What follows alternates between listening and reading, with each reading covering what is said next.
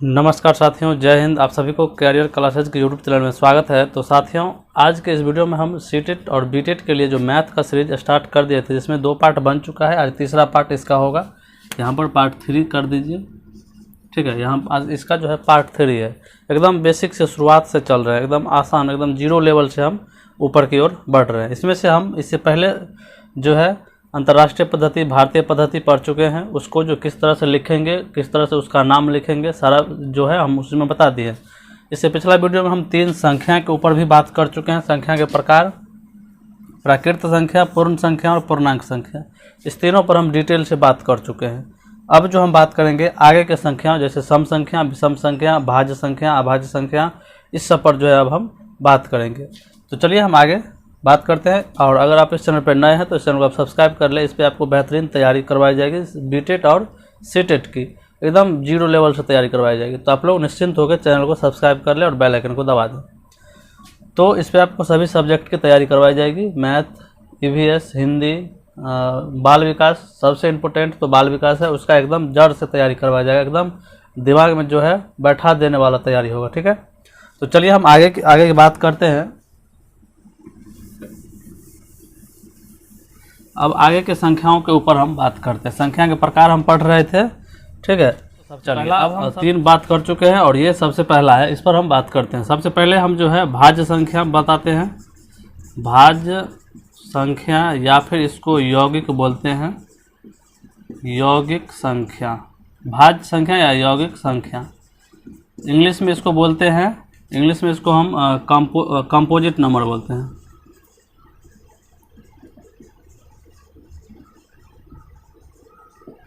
और दूसरा है अभाज्य संख्या। अभाज्य कहिए या रूढ़ संख्या कहिए, एक ही होता है, अभाज्य संख्या, ठीक है। इसको इंग्लिश में हम बोलेंगे प्राइम नंबर।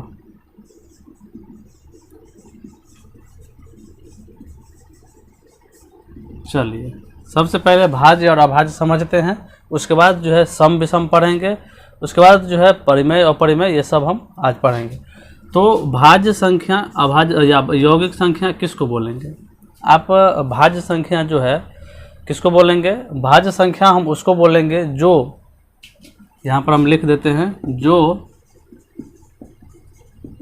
संख्या या फिर जिस संख्या का, यहाँ पर हम डायरेक्ट सीधा लिख देते हैं, जिस संख्या का गुणनखंड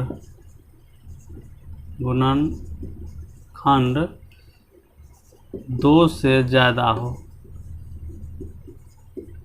2 से ज़्यादा हो, या फिर इसको बोल सकते हैं जिस संख्या का, या फिर ऐसे लिख सकते हैं जो संख्या, या जो संख्याएं एक एवं खुद के अलावे बोल सकते हैं, खुद के अलावे किसी और से भी कटे, किसी और से भी कटे, उसे हम क्या कहेंगे? उसे हम भाज्य संख्या या यौगिक संख्या कहेंगे। इंग्लिश में इसका नाम है कंपोजिट नंबर।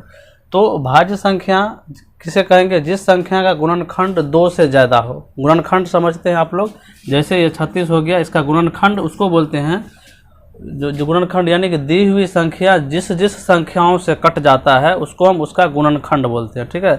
दी गई संख्या जिस नंबर से, यानी जिस संख्या से या फिर अंक से कट जाएगा उसको हम उसका क्या बोलते हैं? गुणनखंड बोलते हैं, ठीक है। जैसे 36 जो है, 36 किस का कटेगा? 36 जो है आपको 1 से कटेगा, 1 गुने 36, 36 से भी कटेगा 36, 2 यानी कि 18 से भी कट जाएगा, 2 से भी कटेगा 36, 3 यानी कि 12 कितना, 12 का 12 बढ़ती 36, कितना होता है? 12 या 36, 12 से भी कटेगा और 3 से भी कट जाएगा। उसके बाद 4 से जो है, 4 से करिएगा तो कितना से कटेगा? 9 चौक 36, 9 से भी कट जाएगा, ठीक है। और जो है करिएगा 5 से नहीं कटेगा, 6 से करिएगा तो 6 6 36, उसके बाद अब नहीं कटेगा, ठीक है। उसके बाद देखिए गुणनखंड क्या हुआ है? 1 है, 2 है, 3 है, 4 है, उसके बाद 6 है, 9 है, 12 है, 18 है, 36 है। 1 2 3 4 5 6 7 8 9 को गुणनखंड है। हम आगे ये भी बताएंगे, सिखाएंगे कि किसी भी संख्या का गुणनखंड किस तरह से हम डायरेक्ट निकाल सकते हैं। ये भी हम बताएंगे कि अगर पूछ देगा डायरेक्ट कि 36 के गुणनखंडों की संख्या कितनी होगी, तो डायरेक्ट हम निकाल सकते हैं। फार्मूला है, इसको हम डायरेक्ट इस सब निकालने का कोई ज़रूरत नहीं होगा, डायरेक्ट हम निकाल सकते हैं फार्मूला पर। या फिर 36 के सभी गुणनखंडों का योग कितना होगा, ये भी डायरेक्ट फार्मूला पर बैठेगा, हम आगे चर्चा करेंगे, ठीक है। तो भाज्य संख्या आप समझ गए, जिस संख्या का गुणनखंड 2 से ज़्यादा हो, यानी कि 36 का गुणनखंड तो बहुत ज़्यादा है, 9 है, तो इसका मतलब 36 गुणनखंड, 36 क्या है, भाज्य संख्या या यौगिक संख्या, या जो संख्या एक एवं खुद के अलावे किसी और से कटे। तो एग्जाम्पल में इसका क्या सब हो जाएगा, एग्जाम्पल यहाँ पर इसको हम इधर लिख लेंगे, ठीक है। एग्जाम्पल में इसका हो जाएगा, ये भाज्य संख्या का यहाँ पर है 2 होगा, 2 देख लीजिए, 2 1 से कटेगा, सॉरी 2 नहीं होगा, 2 नहीं होगा, ठीक है। 4 होगा, क्या होगा, 6 होगा, 9 होगा, 10 होगा, 12 होगा, 15 14 होगा, 15 होगा, इस तरह से आगे बढ़ते जाएगा, ठीक है। तो इसमें क्या है, 4 जो है 1 से भी कटेगा, 2 से भी कटेगा और खुद 4 से भी कट जाएगा। इसका मतलब 2 से ज़्यादा गुणनखंड हुआ, इसका मतलब ये क्या है, भाज्य संख्या या यौगिक संख्या है, समझ गए। इसमें बस इतना ही है कि जो संख्या खुद से कटे या फिर अपने या एक से कटे या फिर किसी उसको उस दोनों को छोड़ करके किसी और से भी कटे, उसे हम भाज्य संख्या कहेंगे। सबसे छोटी भाज्य संख्या 4 होगा, ठीक है, सबसे बड़ी जो है अनंत होगा। चलिए अब अभाज्य या रूढ़ संख्या समझते हैं, या इसको इंग्लिश में हम प्राइम नंबर बोलते हैं। इसमें हम बोलेंगे जिस संख्या का गुणनखंड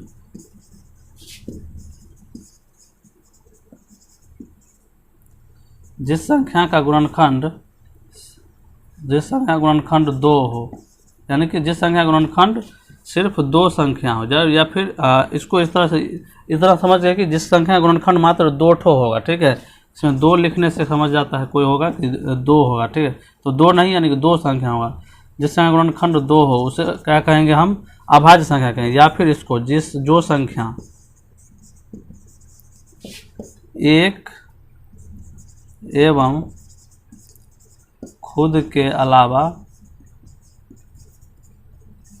किसी और संख्या से नहीं कटे, किसी और संख्या से क्या हो, नहीं कटे, उसे हम क्या कहेंगे, अभाज्य संख्या कहेंगे। अभाज्य संख्या समझ गए, वैसी संख्या जिसका गुणनखंड मात्र 2 संख्या होगा, ठीक है। या फिर जो संख्या 1 से कटेगा या फिर अपने आप से कटेगा, 1 से कटेगा और अपने आप से कटेगा, उसको हम क्या कहेंगे, अभाज्य संख्या कहेंगे। इसका एग्जाम्पल क्या हो जाएगा, इसका एग्जाम्पल जो होगा 2 होगा, 2 1 से ही कटेगा और क्या होगा, अपने आप से कटेगा। उसके बाद 3 होगा, 5 होगा, 7 होगा, उसके बाद 11 होगा, उसके बाद 13 होगा, उसके बाद क्या होगा, 17 होगा, इस तरह से आगे बढ़ते चलेगा। इस सब का गुणनखंड देख लीजिए मात्र 2 होगा, यानी कि 3 जो है मात्र 3 से ही कटेगा और क्या होगा, किसी और किससे कटेगा, और 1 से कटेगा, ठीक है। उसके बाद 5 सिर्फ 5 से कटेगा और 1 से कटेगा, ठीक है, इतना समझ गए। अब पूछ देगा कि सबसे छोटी जो है अभाज्य संख्या क्या होगा, तो सबसे छोटी अभाज्य संख्या क्या होगा, 2 होगा, ठीक है। सबसे छोटी अभाज्य संख्या 2 होगा, ठीक है। और सबसे छोटी अभाज्य संख्या 2। अब पूछ देगा कि सबसे छोटी अभाज्य संख्या जो होता है वो सबसे बड़ी सबसे छोटी जो है अभाज्य संख्या क्या होता है, यानी कि सबसे छोटी भाज्य संख्या सबसे छोटी अभाज्य संख्या का वर्ग होता है, ठीक है। ये देख रहे हैं आपकी 2 का वर्ग क्या होता है, 4 होता है ना, तो सबसे छोटी अभाज्य संख्या का वर्ग जो है सबसे छोटी भाज्य संख्या होता है, ठीक है, इतना याद रखिएगा। तो सबसे छोटी अभाज्य संख्या का वर्ग क्या होगा, सबसे छोटी जो है भाज्य संख्या होगा, इतना याद रखिएगा, ठीक है। चलिए अब इतना भाज्य और अभाज्य समझ गए, अब आगे समझते हैं सम संख्या विषम संख्या, ठीक है। सम और विषम समझते हैं, इसमें कोई दिक्कत नहीं होना चाहिए, ठीक है।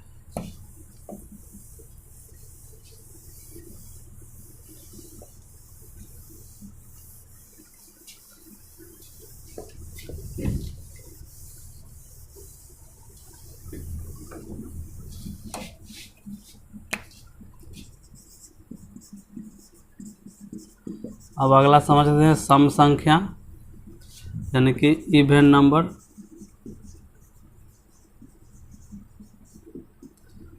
सम संख्या।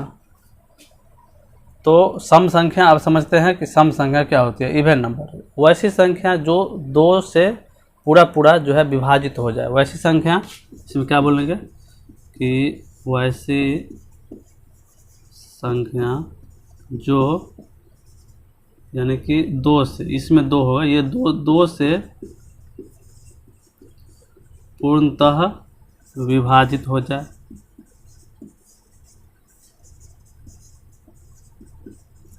उसे हम क्या कहेंगे, सम संख्या कहेंगे। ठीक है, ये बहुत हल्का है। जैसे हो गया 2, 4, 6, 8, 10, 12, 14, 16, इस तरह से जो है क्या होगा, सम संख्या होगा। इतना याद रखेगा।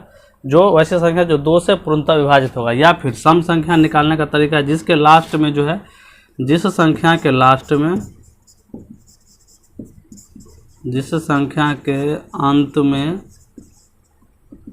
0, 2, 4, 6, 8 हो तो वह सम संख्या होती है, सम संख्या होती है। ठीक है, इतना याद रखिएगा।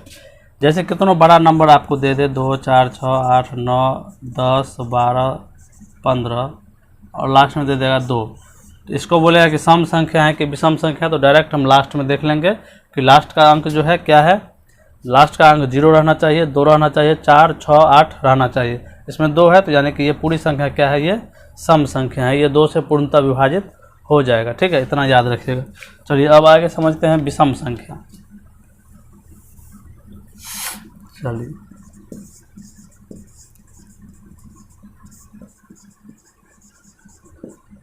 विषम संख्या यानी कि ऑड नंबर।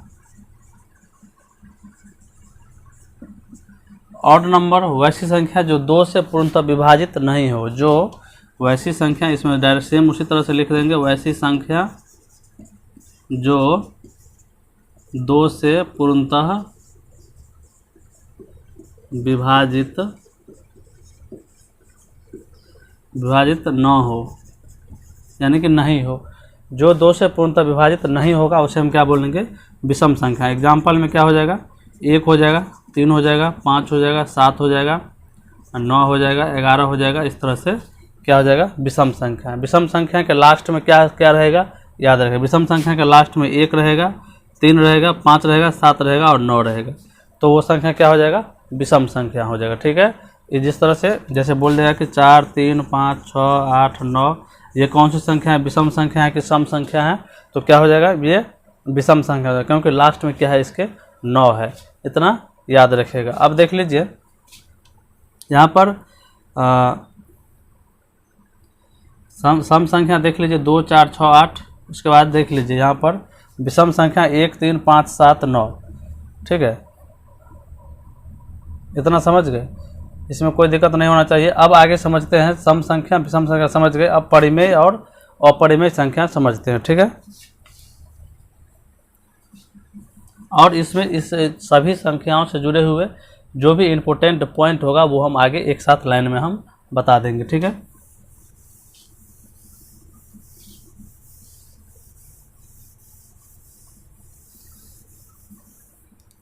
चलिए अब अगला समझते हैं परिमेय संख्या। अगला परिमेय संख्या। ठीक है, इसको रेशनल नंबर बोलते हैं। ठीक है, रेशनल नंबर। और अगला होता है अपरिमेय संख्या, इसको इरेशनल नंबर बोलते हैं। ठीक है, परिमेय संख्या और अपरिमेय संख्या। परिमेय संख्या किसे बोलेंगे, तो वैसी संख्या जिसे हम p/q के रूप में, वैसी संख्या जिसे हम p/q के रूप में लिख सकते हैं। q = note 0। अगर किसी भी संख्या के नीचे में अगर 0 से भाग दे रहे हैं तो वो अपरिभाषित होता है। ठीक है, जैसे अगर a/0 है तो इसका मान क्या हो जाएगा, अपरिभाषित हो जाएगा। ठीक है, इन्फिनिटी होता है, इसका मान अपरिभाषित कहिएगा। ठीक है, अपरिभाषित, या फिर इसको इस तरह से भी बोला जाता है। समझ गए, तो नीचे में 0 नहीं होना चाहिए। वैसी संख्या जिससे हम p/q के रूप में लिख सकते हैं। जैसे 2/2 रहेगा तो 2/1, 1/5, 7/9, 3/4, 0.5 रहेगा तब भी लिख सकते हैं, क्योंकि इसको बट्टा में 10 हम दे सकते हैं। ठीक है, दशमलव वाले संख्या भी जो है क्या होता है, आगे हम दशमलव वाले संख्या का बताएंगे। जिसका दशमलव प्रसार जो है शांत होता है वो क्या होता है, परिमेय संख्या। और शांत यानी कि शांत भी रहेगा और आवर्ती होना चाहिए तो वो परिमेय होता है। और अपरिमेय में अशांत अनावर्ती होता है, ये आगे हम समझेंगे। अपरिमेय संख्या देख लीजिए, अपरिमेय जिसे वैसी संख्या, अच्छा इसका इंक खत्म हो, तो चलिए अपरिमेय संख्या किसे बोलेंगे कि वैसी संख्या जिसे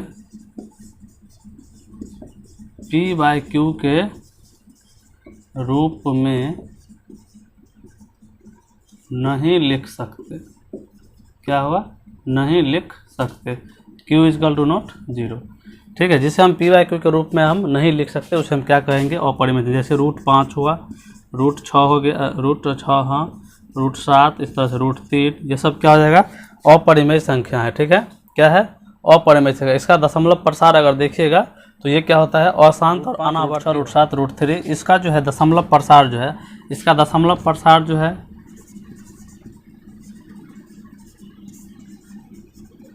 शांत होता है। ठीक है, क्या होता है, शांत और आवृत्ति होता है। क्या होता है, आवृत्ति।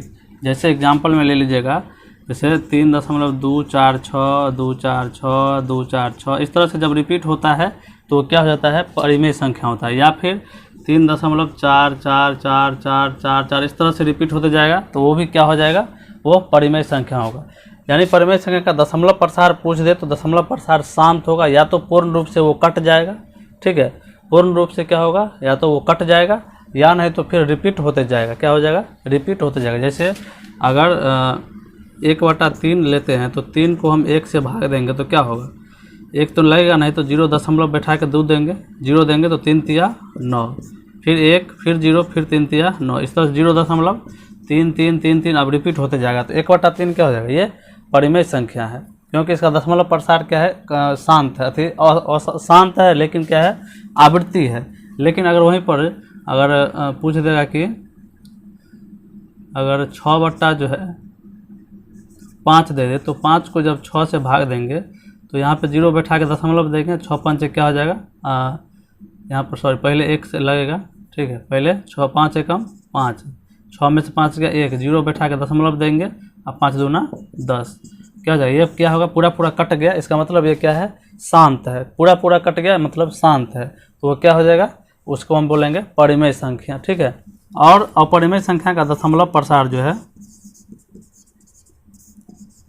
दशमलव प्रसार अशांत होता है। ठीक है, क्या होता है, अशांत। ठीक है, अशांत और अनावर्ती होता है। क्या होता है, अनावृत्ति। अनावृत्ति कहिए यानी कि वो रिपीट नहीं होता है। जैसे में 3.42, 3, 2, 5, 6, 8, इस तरह से अलग अलग संख्या आते जाएगा। ठीक है, तो उसको हम क्या बोलेंगे, अपरिमेय संख्या बोलेंगे। और इसमें अशांत नहीं होता, ये पूरा पूरा ये कटते जाएगा। ठीक है, इसमें पूरा पूरा कभी नहीं कटेगा। ठीक है, और पूरा पूरा कटेगा भी नहीं, और जो है इसका प्रसार जो होगा वो अनावर्ती होगा, रिपीट नहीं होगा, वो एक दूसरे अलग अलग चेंज होते जाता है। ठीक है, तो उसको हम क्या बोलेंगे, दशमलव प्रसार अनावर्ती या अशांत, उसको हम बोलेंगे अपरिमेय संख्या। इतना समझ गए, ये सब चीज़ समझ गए, इसमें कोई दिक्कत नहीं होना चाहिए। अब जो होता है परिमेय संख्या, देखिए जितना भी पूर्ण प्राकृत संख्या है, पूर्ण संख्या है, भाज्य है, अभाज्य है, सम है, विषम है, सभी क्या है, परिमेय संख्या है। क्या है, सभी परिमेय संख्या, क्योंकि सभी को हम बट्टा में हम लिख सकते हैं। ठीक है, माइनस को भी हम, माइनस अगर 5 रहेगा तो इसको भी हम बट्टा में लिख सकते हैं। ठीक है, याद रखिएगा। परिमेय और अपरिमेय समझ गए। अब जो है वास्तविक संख्या समझते हैं। क्या, वास्तविक संख्या।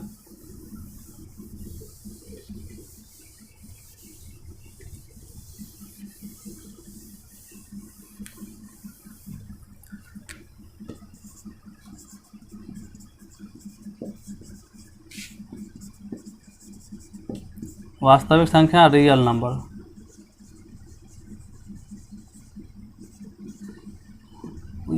वास्तविक संख्या किसको बोलेंगे? परिमेय और अपरिमेय संख्याओं के समूह को हम वास्तविक संख्या कहेंगे। यानी परिमेय और अपरिमेय संख्याओं के समूह को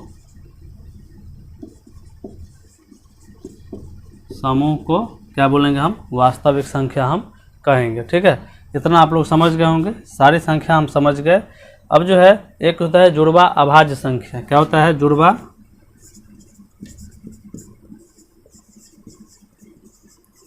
जुड़वा अभाज्य संख्या, ट्विन प्राइम नंबर। क्या होता है? Twin prime number. इसको हम जिस भी दो संख्याओं का अंतर जब 2 का होता है, जैसे 3, 5, ये क्या है? जुड़वा अभाज्य संख्या है। 5, 7, ये क्या है? जुड़वा अभाज्य संख्या है। तो जिस भी दो संख्याओं के बीच का अंतर क्या होता है? 2 होता है, तो उसे हम क्या बोलते हैं? जुड़वा अभाज्य संख्या। समझ गए? चलिए, इसमें इतना समझ गए, सभी संख्याओं के बारे में समझ गए। अब अगला जो है, आगे जब पढ़ेंगे स्थानीय मान, जातीय मान पढ़ेंगे, पूर्ववर्ती प्रवर्ती पढ़ेंगे, और भी जो है रोमन संख्या के बारे में हम पढ़ेंगे। और जो भी संख्या का जो भी पॉइंट जो छूट गया है उसको हम अगले वीडियो में हम डिस्कस करेंगे। तो चैनल को आप क्या करें? लाइक, सब्सक्राइब और शेयर जरूर करें। धन्यवाद।